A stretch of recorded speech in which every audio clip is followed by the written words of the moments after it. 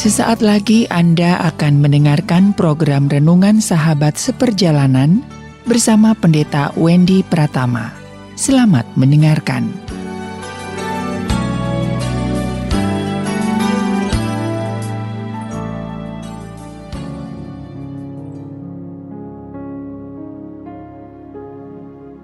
Selamat berjumpa kembali di dalam layanan audio Sahabat Seperjalanan. Hari ini adalah hari Selasa 30 Agustus 2022. Tema renungan saat teduh kita dengan judul Iman, Akal, dan Usaha. Iman, akal, dan usaha. Firman Tuhan terambil dalam Lukas 14 ayat yang ke-28. Demikian bunyi firman Tuhan.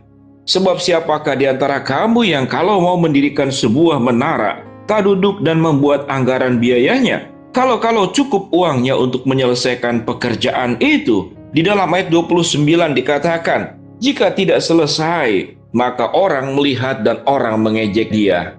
Mari kita berdoa.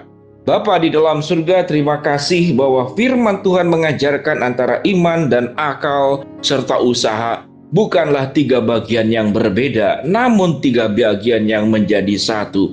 Di dalam nama Tuhan Yesus kami mau belajar kebenaran firman Tuhan ini. Amin. Shalom sahabat seperjalanan yang dikasihi Tuhan. Seringkali antara iman, akal, dan usaha itu dianggap kelompok yang berbeda. Kalau sudah beriman jangan pakai akal, dan orang yang menggunakan akal tidak perlu pakai iman. Lalu ada yang mengatakan iman dan akal itu membutuhkan usaha. Jadi orang yang berakal membutuhkan usaha, namun orang yang beriman seringkali tidak perlu dikatakan berusaha. Itu serahkan saja kepada Tuhan. Tuhan yang sanggup melakukan perkara-perkara yang mustahil menjadi mungkin. Tuhan yang sudah melakukan mujizat-mujizat yang terjadi terdahulu juga terjadi saat sekarang. Kalau sakit tidak perlu ke dokter, berdoa saja. Bagaimana Allah dan Yesus menyembuhkan orang yang buta, celik, orang yang lumpuh berjalan. Jadi tidak perlu ke dokter. Sahabat perjalanan yang dikasihi Tuhan, pada bagian firman Tuhan kita yang dikatakan Lukas 14 ayat ke-28. Di sini diajarkan sebab siapakah di antara kamu yang kalau mau mendirikan sebuah menara tak duduk membuat anggaran biayanya, kalau cukup uangnya untuk menyelesaikan pekerjaannya itu. Mari sahabat perjalanan kita jangan menjadi orang yang ekstrim, karena orang yang ekstrim biasanya menambah-nambahkan Alkitab atau mengurang-urangkan kebenaran firman Allah. Kalau segala sesuatu dengan doa, ada seorang yang mengatakan sahabat seperjalanan, ada orang yang sangat ekstrim, sakit tidak perlu ke dokter, berdoa saja. Padahal ke dokter dan berdoa, itu dua hal yang tidak bertentangan. Karena mengapa? Karena antara iman, antara akal, dan usaha, ketiganya adalah bagian yang saling terkait dan tidak terpisahkan. Sahabat seperjalanan yang dikasihi Tuhan, ada yang ekstrim lagi, memang sedikit ini semacam menyindir kepada orang yang ekstrim yang lain. Kalau gitu anak-anak kita tidak perlu sekolah. Berdoa saja agar dia langsung bisa naik kelas, dia tidak perlu. Tidak perlu katakanlah seperti demikian. Kalau kita punya usaha tidak perlu melakukan marketing. Tidak perlu melakukan promosi, berdoa saja. Pokoknya kita buka toko nanti orang berdatangan. Nah kalau kita itu naik mobil tidak perlu latihan dulu keterampilan mengendarai mobil. Udah SIM tembak saja. Nanti Tuhan akan memimpin bagaimana cara kamu menyetir. Lalu kalau orang latihan tentang menjadi seorang pilot pesawat terbang, tidak perlu latihan. Sudah jadi pilot saja, duduk saja di kokpit. Nanti Tuhan akan memimpin, Roh Kudus akan memberikan panduan bagaimana menerbangkan pesawat dan bagaimana menurunkannya. Sahabat seperjalanan akhirnya menjadi sebuah pertengkaran. Mengapa? Karena sesuatu yang ekstrim itu berarti dia melebih-lebihkan firman Tuhan atau mengurang-urangkannya. Demikian juga orang yang sangat mengandalkan akal. Apa itu doa? Nggak perlu doa. Doa itu tidak perlu. Doa itu tidak menyelesaikan masalah kalau kita tidak usaha. Ini ekstrim lain. Tidak perlu doa. Dengan akalmu, dengan usahamu, maka semuanya itu bisa selesai. Lalu kemudian orang yang sangat menekankan ini menunjukkan satu bagian firman Tuhan dalam Lukas 14 ayat ke-28. So, siapakah di antara kamu yang kalau mau mendirikan sebuah menara tidak duduk dan membuat anggaran biayanya, kalau cukup uangnya untuk menyelesaikan pekerjaan itu? Tidak Tidak perlu kita panggil tukang, biar saja nanti menaranya. Kita doa saja, besok pagi nanti menaranya jadi. Lalu orang yang menekankan akal dan usaha, kan tidak mungkin semuanya itu terjadi. Sahabat seperjalanan, pada prinsipnya, orang yang beriman berarti dia tetap harus berakal.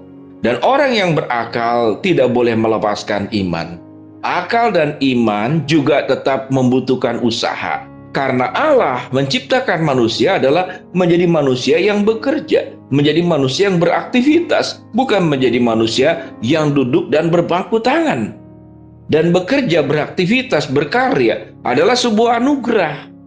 Sebuah anugerah. Kalau kita mendapatkan sesuatu karena orang tua yang membuat, dengan kita bisa membuat sesuatu karena karya tangan kita, apa yang kita banggakan? Kita bangga bahwa kita bisa melakukan seperti yang orang tua kita lakukan. Sehingga dengan demikian apa yang Yesus katakan, karena Bapakku bekerja sampai sekarang maka aku pun juga bekerja. Demikian juga karena Allah yang kita sembah yang tidak perlu bekerja, Allah pun bekerja, apalagi kita manusia. Manusia yang memang sepatutnya harus kerja, sepatutnya harus berusaha. Berusaha menunjukkan katakanlah sebuah kesungguhan. Berusaha juga menunjukkan sebuah komitmen. Berjalan bersama dengan Tuhan dengan pilihan kita itu menunjukkan sebuah integritas. Dengan demikian sahabat perjalanan, mari kita belajar mengkoreksi. Mungkin ada sikap ekstrim yang ada pada diri sahabat perjalanan, baik ekstrim kiri maupun ekstrim kanan. Ekstrim kiri biasanya itu adalah melebih-lebihkan. Ekstrim kanan biasanya itu mengurang-urangkan. Kalau ekstrim kiri yang melebih-lebihkan iman. Kalau iman itu berarti mengandalkan Tuhan sepenuhnya, tidak perlu kita melakukan apapun. Tetapi kalau ekstrim kanan adalah kita yang harus bekerja, bukan Tuhan yang suruh bekerja. Kalau kita tidak melakukan, Tuhan juga tidak akan bantu kita. Itu ekstrim kanan. Di dalam kitab Wahyu dikatakan firman Tuhan jangan ditambahkan, jangan dikurangkan. Menambahkan bagian firman Tuhan, Tuhan akan tambahkan malapetaka. Mengurangkan firman Tuhan, Tuhan juga akan tambahkan hukuman. Dengan demikian sahabat perjalanan, firman Tuhan itu harus dimaknai secara tepat, benar, seimbang, proporsional. Apa yang dicatat di dalam Alkitab jangan dilihat sepenggal-sepenggal, hanya ayat demi ayat yang kita suka, yang tidak suka kita geser. Maka kemudian menimbulkan penafsiran pribadi. Sahabat seperjalanan yang dikasihi Tuhan, ada juga yang ekstrim lain, yaitu bahwa bahasa roh itu tanda orang beriman. Padahal dalam 1 Korintus dikatakan bahasa roh itu adalah untuk orang yang kurang beriman. Tetapi kalau ditekankan sedemikian rupa, mintalah bahasa roh. Lalu ada yang ekstrim, saya tidak butuh bahasa roh, karena sewaktu saya bekerja, yang ditanyakan itu apakah engkau bisa berbahasa Inggris atau berbahasa Mandarin atau Chinese. Saya ingin dua bahasa itu saja, tidak perlu bahasa roh. Maka yang terjadi adalah pertengkaran. Bahasa roh dicatat di dalam Alkitab, ada memang. Tapi bahasa roh adalah karunia yang diberikan oleh Allah, itu tidak menjadi sebuah standar. Karena Alkitab mengatakan dalam 1 Korintus 14, bahwa orang yang punya karunia bernubuat, menyampaikan kebenaran firman Allah jauh lebih penting. Karena bernubuat itu adalah bahasa yang mudah dimengerti. Menyampaikan kebenaran firman Allah serta berbahasa roh hanya dimengerti oleh dirinya. Dan sewaktu mau dipakai dalam kumpulan-kumpulan jemaat, maka dibutuhkan orang yang punya karunia untuk menafsirkannya. Mari sahabat seperjalanan, kita seimbang melihat akal, melihat iman dan usaha sebagai paket yang bersatu, tidak terpisah. Dengan demikian, ingat baik-baik apa yang dibacakan dalam Lukas 14 ayat 28, mendirikan menara butuh biaya, butuh anggaran, butuh perencanaan. Namun di dalam hal tertentu, kita tidak sanggup, kita beriman, Tuhan bisa menunjukkan kemahakuasaan, pertolongan, dan kuasanya yang terjadi dalam hidup kita. Mari kita berdoa. Bapa yang di dalam surga, biarlah kami menjadi orang percaya yang tidak ekstrim kiri atau ekstrim kanan. Biarlah kami melihat antara iman, akal, dan usaha sebagai bagian yang utuh, satu dengan yang lain terkait dan tidak terpisah. Dalam nama Tuhan Yesus kami berdoa, amin.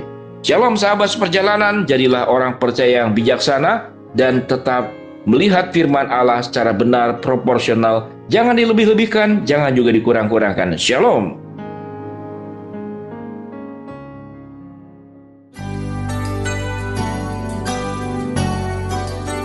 Anda baru saja mendengarkan program Renungan Sahabat Seperjalanan bersama Pendeta Wendy Pratama. Terima kasih atas perhatian Anda. Tuhan Yesus memberkati.